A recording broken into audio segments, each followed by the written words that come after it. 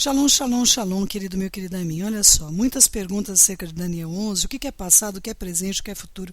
Queridos, vocês precisam compreender que o que é já foi, o que é de ser também já foi, não é? Se nós não tivermos esse entendimento, tudo vai ficar embolado e todo o curso deixa de ter o sentido pelo qual ele foi colocado para vocês, não é? Tudo é cíclico, queridos, tudo se repete, tudo se renova, as coisas continuam sendo repetidas e o povo que desconhece a sua história está fadado a repeti-la. Então vamos lá? Vamos para Daniel 11? Vamos lá. Vou falar aqui um pouquinho com vocês acerca do Daniel 11, 2. 3 reis são citados ali, não é? E nós vamos conhecer a história deles. Para nós é significativo, por quê? Porque isso pode se repetir, queridos. Vamos lá? Olha só. Daniel 11, 2, 3 reis. Cambises, Dario, Smerdes, não é? Então, vamos começar a falar primeiramente aí do rei Dario. Vamos entender sobre isso um pouquinho para ficar bastante claro para você. Começando por Dario, queridos. Quem é o rei Dario? Ele é chamado historicamente, na verdade, na linguagem persa, né?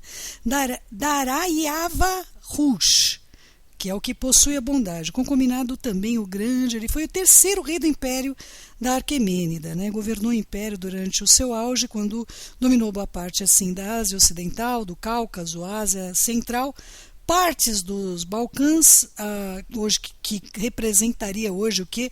A Bulgária, a Romênia, a Panóia, né? Regiões do norte e nordeste da África, incluindo até o Egito, ao leste a Líbia, o litoral do Sudão, a maior parte do Paquistão, as ilhas do Mar Egeu, o norte da Grécia, a Trácia ali, a Macedônia também, tá bom, queridos? Então, é importante ter o entendimento que Dario assumiu o trono após derrubar um usurpador, não é? Chamado Bardia, supostamente um mago, queridos. E, olha, a história não vai trazer para você o que ocorreu de fato, não é? Você tem de cavar, não é? Com o auxílio de outras 6 famílias nobres persas, né, mas 3 proeminentes, não é? Ele foi coroado na manhã seguinte como novo rei e se deparou com revoltas em todo o reino, não é? E uma série de coisas. Um dos grandes acontecimentos da vida de Dario foi a sua expedição para punir as cidades-estados de Atenas, Eritreia e o seu papel na revolta jônica. Aí vocês têm de estudar o que se trata isso, subjugar a Grécia. Dario expandiu o seu império após conquistar a Trácia, a Macedônia, invadir a Citia, terra natal dos Citas, uma tribo nômade que havia invadido a Média anteriormente e assassinado Ciro, na verdade, o Grande. Não é? Dario organizou o império dividindo em províncias. Vocês já sabem disso, que é a divisão como sátrapas, não é? E colocando eles para governá-las entre eles. O líder de todos eles, na verdade, foi nosso querido Daniel. Organizou um sistema monetário unificado.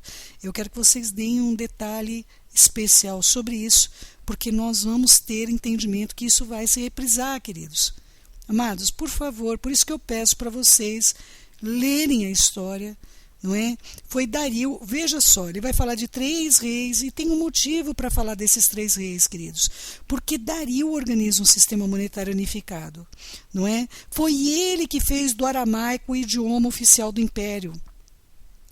Entendam isso, queridos.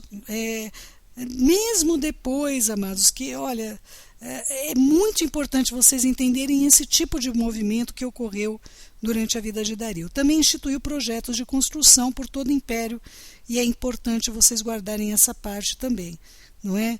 Ele foi responsável pela codificação das leis e Dario também é lembrado por ter gravado num penhasco a célebre inscrição de Beistum, uma autobiografia, na verdade, de grande importância da linguística, e eu espero que vocês, quando eu estou fazendo um resumo sobre isso, queridos, é porque, lamentavelmente, eu sei que vocês não leem.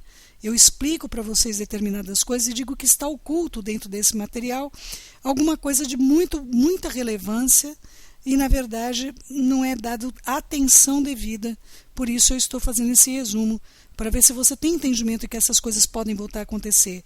Unificação de moeda, uma unificação de um idioma, uma série de coisas que possa estar vindo a acontecer e você não vai identificar qual a identidade que tem, o que está acontecendo com o passado, porque você não estuda, você não conhece o passado. Não é uma crítica, queridos, é uma observação. Não tomem o que eu digo como crítica, mas sim como uma observação que pode ressignificar para você o estudo de Daniel, não como uma superfície, queridos, como vocês, só lendo as escrituras, não vão encontrar soluções e as respostas que existem por esses textos terem sido deixados para nós como um sinal. Você precisa de pegar cada palavra, cada reino, cada coisa que aconteceu e procurar ver, porque são sinais de acontecimentos futuros na nossa vida. Tá bom, amados do meu coração? Sobre Cambises, embora ele seja anterior, né, o período aí de 580, 559, foi precedido por Ciro I, não é? Ele teve uma situação bastante interessante de ser compartilhada. Ele tinha uma filha chamada Mandane, não era Mandona, tá bom, queridos? Mas esta filha acabou trazendo sobre ele uma situação de um sonho que ele considerou profético, não é? E para evitar que esse sonho fosse cumprido, ele casa essa filha com Cambises, um persa considerado por ele de um temperamento quieto e inferior aos medos, não é? Desta união nasceu o Ciro II. Então é interessante esse entendimento de que os reis passaram, enfim, os imperadores passaram por o mesmo reflexo de questões de sonhos, de uma série de situações sobrenaturais para regerem os seus reinados. Queridos, eu quero que vocês deem muita atenção aqui acerca de Esmerdes, que eu pedi para vocês estudarem, mas eu estou vendo que as pessoas não levam muito a sério e eu não estou julgando. É uma orientação que pode custar o seu destino aqui na Terra dos Viventes, não a tua eternidade, não é? Mas olha só, Esmerdes, na verdade, em persa, na verdade, é Bardia, né? É o nome adotado por um impostor, queridos. Guardem o que eu estou dizendo, por favor, amados. É um nome adotado por um impostor que usurpou o trono da Pérsia de Cambises II, que, por sua vez, tinha assassinado seu próprio irmão. O nome desse irmão era Esmerdes. Cambises II havia assassinado em segredo o próprio irmão, que é o Esmerdes, mas o mago Esmerdes, se fazendo passar pelo irmão de Cambises, sentou-se no trono real e foi proclamado rei no lugar de Cambises. Cambises saiu de cavalo, correndo, desesperado, para avisar os persas que esse Esmerdes, enfim, era um impostor. Acontece que não sabemos, a história vai narrar aí, que por meio de magia e tudo mais, ele caiu do cavalo em cima da sua própria espada e acabou morrendo de infecção. E os persas não acreditaram nele. Otanes, que é o filho de Farnaspes, desconfiou da identidade de Esmerdes e pediu à sua filha, Fedme, que tinha sido esposa de Cambises e agora era uma das esposas de Esmerdes, que verificasse com a Tossa, irmã de Cambises e de Esmerdes, o verdadeiro, a identidade de Esmerdes. Mas Fedme não conseguia falar com a Tossa e Otanes pediu que ela verificasse se Esmerdes ainda tinha as orelhas, porque Cambises havia mandado cortar as orelhas do mago. Entende, queridos? É muito importante que vocês guardem isso, porque para você pode parecer irrelevante, mas essa pessoa assumiu a identidade de uma outra pessoa de um modo bastante relevante, ou seja, a aparência dele era, para todos que o conheciam, era como se ele fosse aquela pessoa, porém ele não era. Ele era um impostor se passando pela pessoa. Fedme descobriu que Esmerdes não tinha as orelhas e Otanes contou para as Patines, que também desconfiavam dele, não é? E eles decidiram escolher cada um homem de confiança, e Otanes escolheu para ir, enfim, lá, quando eles estavam reunidos, juntou a eles Dario, vindo da Pérsia, não é? Onde o pai de Estaspes era governador. Otanes queria reunir mais conspiradores, mas Dario se opôs, pois quanto mais pessoas soubessem, maior seria a chance deles serem traídos e esse mago, enfim, ficar com essa autoridade indevida. Enquanto isso, Prechaspes, que é o assassino do verdadeiro Esmerdes, não é?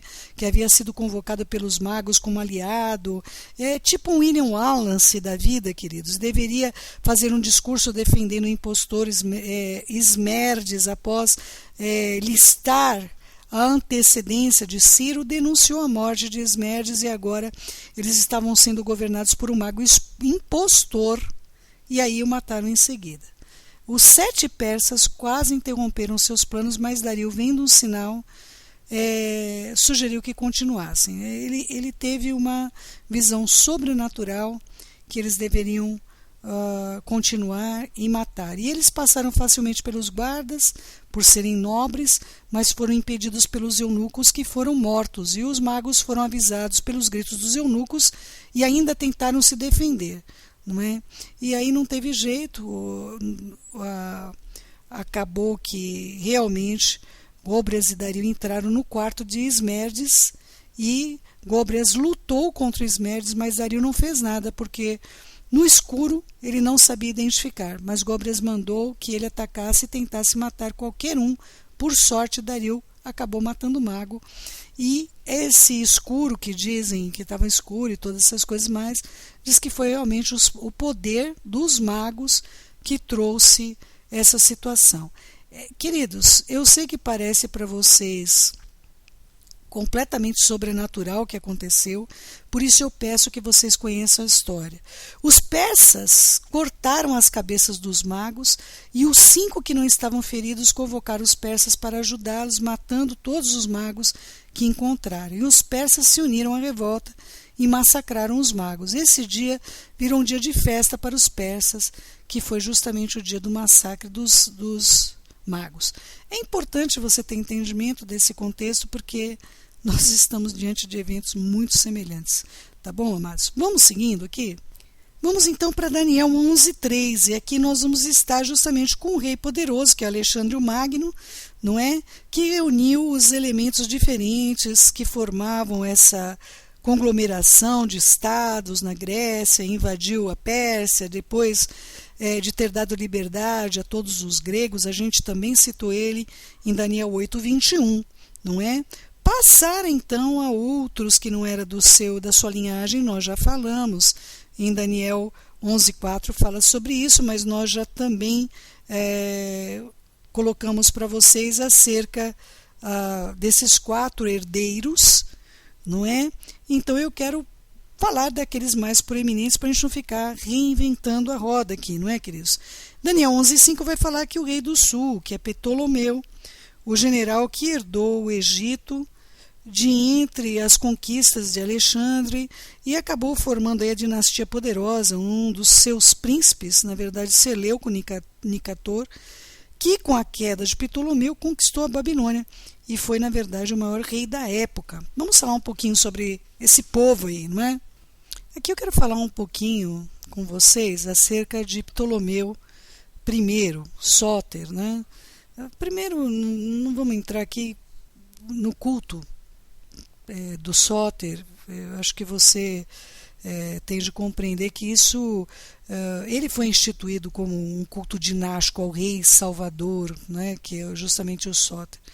Né?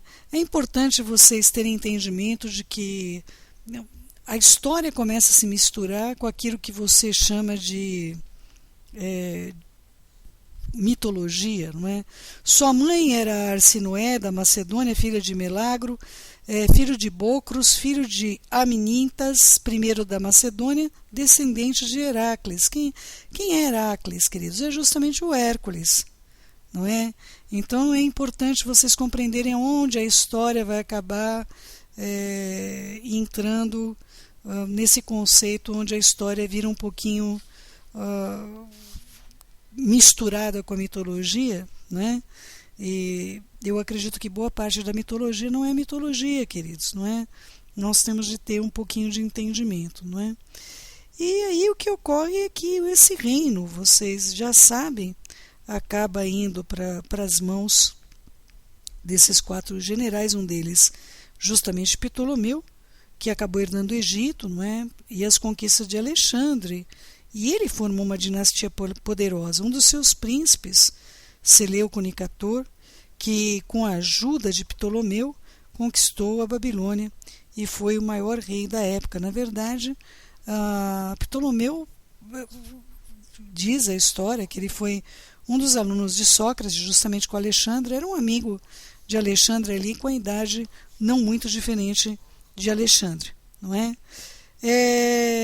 Isso está justamente em Daniel 11:5. Em Daniel 11:6 nós vamos ver que se aliarão dos grandes poderes que sempre cobiçaram o território israelita, os Ptolomeus do Egito e também os Seleucidas da Síria chegaram a formar uma breve aliança de casamento por meio de Berenice, que foi justamente a filha do rei do sul, que reinou na Síria, e o reino do norte até ser traída, também sendo envenenada pela sua rival. E aí nós vamos ver esse contexto dessa descendência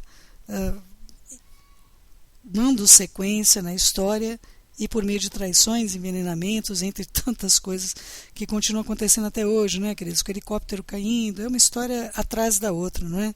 É peritonite aguda, entre tantas outras, não é? Então vamos seguindo aqui, queridos. Em Daniel 11:7, queridos, nós vamos ver o renovo, que é Ptolomeu III, o Evergeta, na verdade, de 247 a 222, antes da Era Comum, e irmão de Berenice, invadiu a Síria. Em 11:9, este avançará é uma invasão do Egito realizada sem sucesso pelo rei Seleuco Calcinino da Síria. Tá bom, amados? É importante, vamos falar um pouquinho de Seleuco aí, para a gente ter um entendimento do que sucedeu neste ponto. Queridos, ouça aqui um detalhezinho importante, tá bom? A controvérsia sobre o nascimento de Seleuco, aparentemente o mito de nascimento de Seleuco, por ter sido um jogo de propaganda, até pode ter sido, né, um jogo de propaganda do seu governo, o mito do seu nascimento consiste em um sonho no qual Laódice se depara com Apolo, e nesse sonho Apolo manipula Laódice, fazendo acreditar que ele era a centelha divina responsável pelo nascimento de Seleuco. Por esse motivo, Laódice descarta qualquer chance de vínculo de Seleuco com Antíoco, tendo certeza, sim, que Seleuco era um semideus, oriundo de Apolo. Como um símbolo do seu parentesco real com Apolo, Seleuco tinha na sua coxa uma marca de nascimento em forma de uma âncora.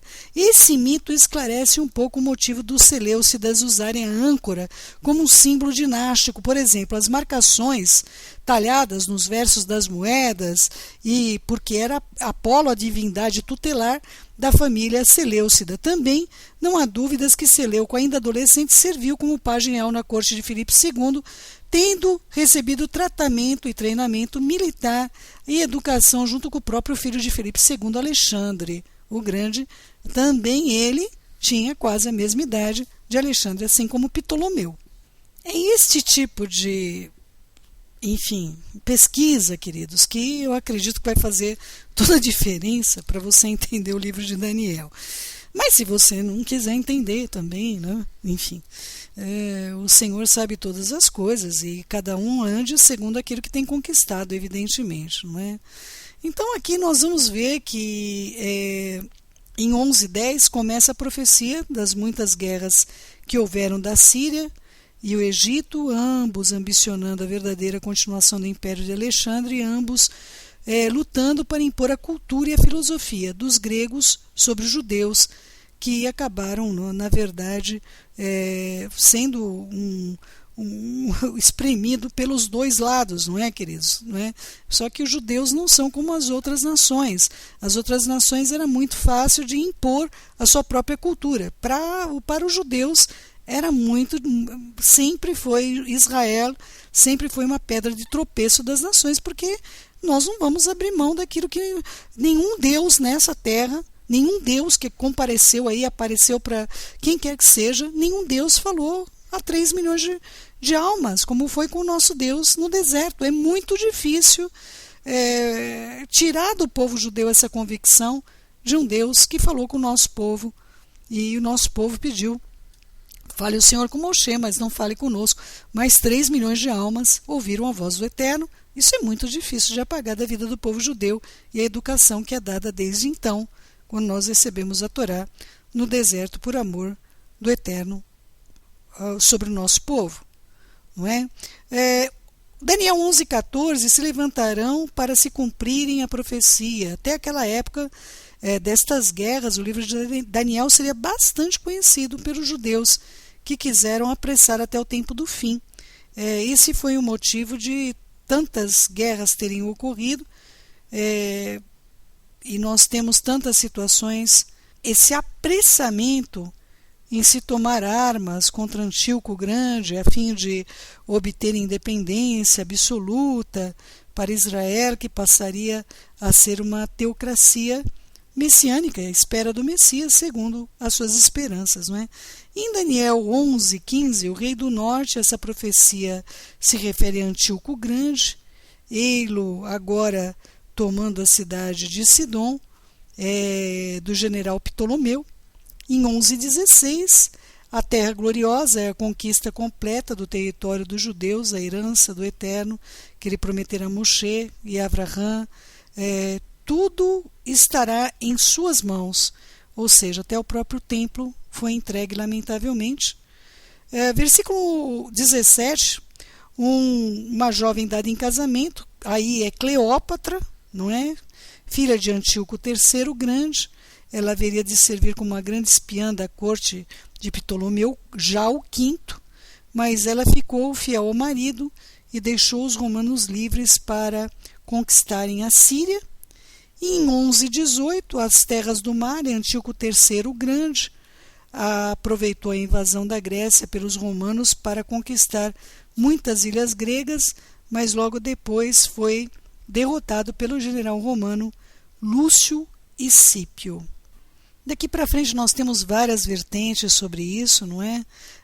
O versículo 21, o homem viu, aqui é tido como Antíoco IV Epifânio, também em comparação com Daniel, também 8, de 9 a 14, e fará o que nunca fizeram os seus pais. Antíoco Epifânio foi o único rei da Síria que conseguiu levar seus exércitos até a capital do Egito de Alexandria. Versículo 25, maquinarão projetos, a atmosfera de intriga da corte de Alexandre encorajou a invasão realizada aí pelos sírios, não é? E nós vamos ver, versículo 26, os que comerem, Friscon, irmão de Ptolomeu VI, Filométor, usou essas invasões para usurpar também o trono do Egito. Versículo 28, contra a Santa Aliança, Antíoco Epifânio, nós conhecemos, quem quiser ler o livro de Macabeus vai ter uma noção do que esse homem fez.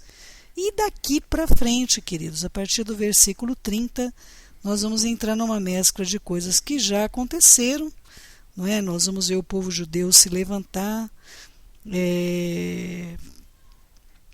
de um modo extraordinário, como nós vimos a condição de que Judas Macabeu acabou se levantando de modo tremendo contra as invasões, não é?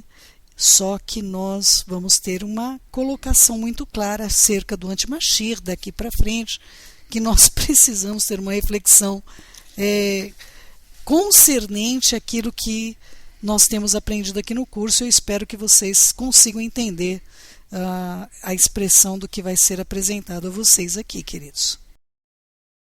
Amados, se nós não olharmos e observarmos todo esse contexto do que ocorre dentro da história e como eles fazem alusão a esses deuses, e tudo isso está escrito dentro do livro de Daniel, você não vai conseguir compreender que aí se trata de duas forças expressivas, intitulados aí como filhos dos deuses, duas forças que continuam regendo aí a humanidade até o dia de hoje, nunca deixou de ser diferente.